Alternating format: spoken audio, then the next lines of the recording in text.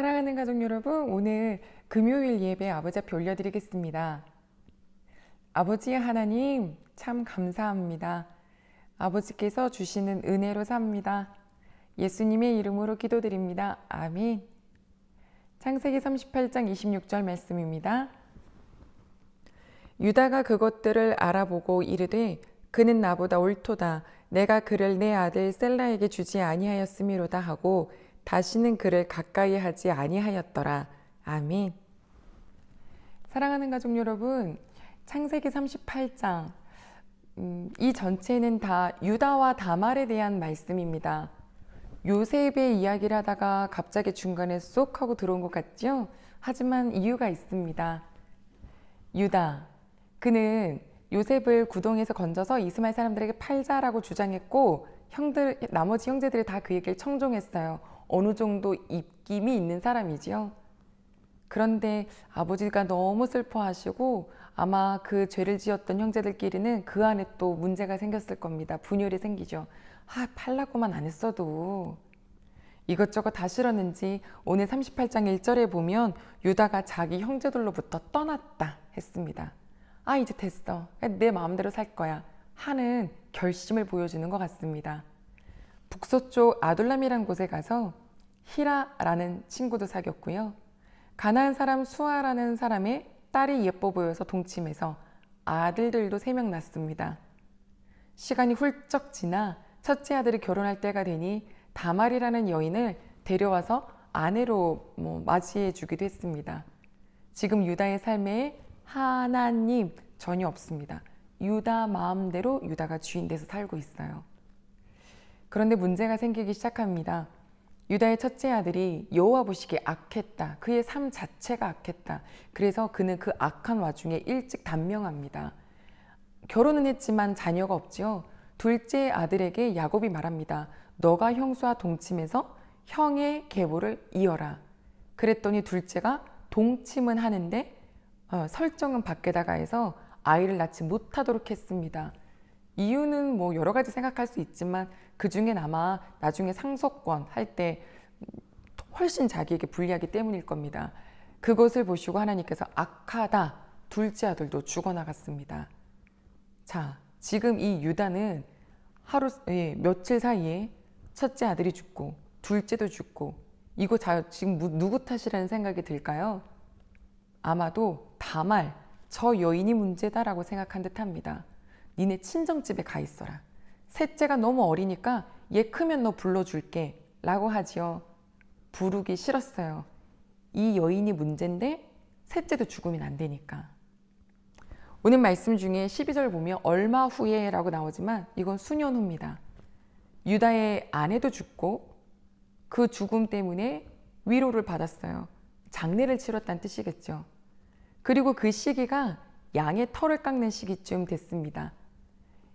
이 목자들에게는 양털을 깎는 시기가 축제예요. 딥나라는 곳으로 사람들이 모여들기 시작하는데 그곳으로 유다가 온다는 소식을 다말이 들었어요.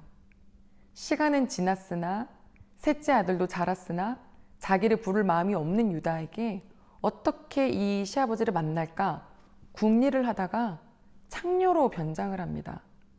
아버지가 어떤 아버지길래 창녀로 분장하면 만날 수 있을 거라고 생각을 했을까요? 아니나 다를까 유다가 지나가다가 그 여인을 보더니 나로 너에게 들어가게 해라 라고 했어요. 통침합니다. 그리고 그 여인은 증표를 원했죠.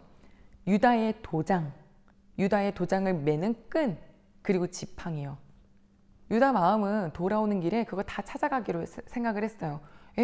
양을 주는 게 훨씬 낫다라고 생각했지만 아니 양털 깎는 일 끝나고 돌아가는데 아무리 찾아도 찾을 수가 없는 거죠. 다말은 꽁꽁 다시 숨었으니까요. 찝찝한 마음으로 집으로 돌아간 유다. 3개월 뒤에 소식이 들려오는데 자기 며느리였던 친정집에 가 있던 다말이 아기를 가졌다는 겁니다. 내 그럴 줄 알았다.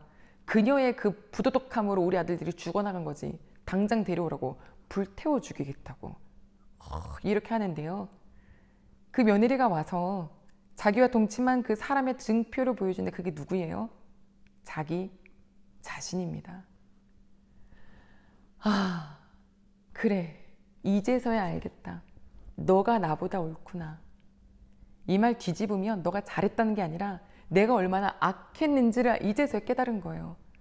지금 자기가 하나님의 그 약속의 그 가족들 사이에서 떨어져 나와서 내 마음대로 여기까지 승승장구 잘 지내는 것 같았지만, 나는 악한 마음에 내 아들들만 생각을 하고 있었지만, 너는 이 계보를 잇기로 결정을 하는 사람이었고, 나는 이 뭐 계보가 이어가든 말든 뭐 전혀 상관하지 않고 생각 없이 살았던 난데 하면서 스스로 지금까지 자기가 잘남으로 살았던 그 유다가 너가 나보다 옳다, 내가 못났다, 스스로에 대한 실망감이 오는 말씀이 오늘 우리가 아까 읽었던 본문입니다. 스스로에게 실망하게 되다. 그런 적 있으신가요? 그게 은혜예요. 난 이 정도면 괜찮아, 잘 살 수 있고 잘 살고 있어, 충분해. 이건 정말 보이지 않는 교만. 이 교만은 하나님 없이도 잘 살고 있다는 뜻이고, 하나님께 내가 뭔가를 자랑하고 있다는 거예요. 뭘 자랑하겠어요, 하나님 아버지 앞에요. 그런데 어느 날 현실이 오죠. 나 이런 존재구나, 이렇게 무디고 이렇게 악한 존재구나 라고 깨달아져서 내가 나 자신이 싫어질 때, 가족 여러분, 오늘 이 유다를 생각해 주세요. 하나님께서는 이 유다를 이미 야곱의 장자로 찜하셨더라고요. 그가 집을 나가서 제멋대로 살 때도 하나님은 그 유다와 함께 가고 계셨어요. 사랑받을 만 해서 그를 사랑하신 게 아니라 사랑받지 못할 때에도 이미 그를 사랑하셔서 끌어가고 계셨어요. 마태복음 1장에 보면 예수님의 족보가 나오는데, 유다가 이 며느리 다말에게서 베레스를 낳고, 그 임신한 아이가 쌍둥이가 낳는데 그 중에 베레스가 있거든요. 그 베레스가 낳고 다윗을 낳고 예수 그리스도가 나셨다. 가족 여러분, 내가 잘났다고 생각하지 않으시죠? 근데 뭐 우리 멋에 살 때가 있어요. 하지만 사실 실망스러울 때가 더 많죠. 그러나 우리 하나님은요, 우리가 사랑받을 만해서 사랑하신 게 아니셨어요.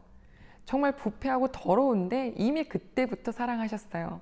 이게 얼마나 큰 은혜인가요? 하나님 아버지 앞에 언제든지 나올 수 있어요. 아빠, 내가 이렇게 더러운데 나를 사랑하셨어요? 내가 나 스스로도 내가 이렇게 못된 줄도 모르고 자기 멋에 살고 있었는데, 아버지, 제가 알고 보니 너무 아닌 존재인 거죠. 그러나 그런 나를 먼저 사랑해 주신 하나님, 감사합니다. 유다는 가족으로 다시 돌아가요. 나중에 그 가뭄 때 보면 유다가 함께 살고 있잖아요. 우리 귀한 가족 여러분, 실망스러울 때 있습니다. 그때가 하나님 앞에 오히려 내가 은혜로 살고 있는 존재라는 것을 알게 되는 감사의 날입니다. 그래서 귀해요. 하나님이 이미 사랑하고 계신 식구들이시니까요. 그 사랑 안에 오늘 하루를 감사함으로 사는 저희가 되길 소망합니다. 기도하겠습니다. 하나님 아버지, 감사합니다. 사랑받을 만 해서가 아니라 그냥 사랑해 주신 하나님 아버지의 사랑에 감사합니다. 그 힘으로 오늘 일어나서 걷겠습니다. 뛰겠습니다. 춤추겠습니다.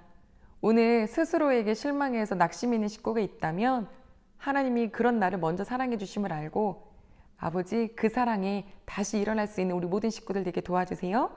예수님 이름으로 기도드립니다. 아멘.